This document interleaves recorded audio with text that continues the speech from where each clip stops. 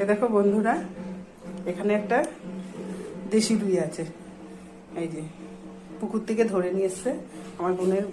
আমি তো বোনের বাড়ি এসছি, আমার বোনের পাশের বাড়ি ওরা মাছ ধরে, মাছ ধরে বাজারে বিক্রি করে। তার থেকে এই দেখো একটা দেশি রুই নিয়েছে। দেখেছো মাছটা একেবারে ছোট নয়, যথেষ্ট বড় আছে।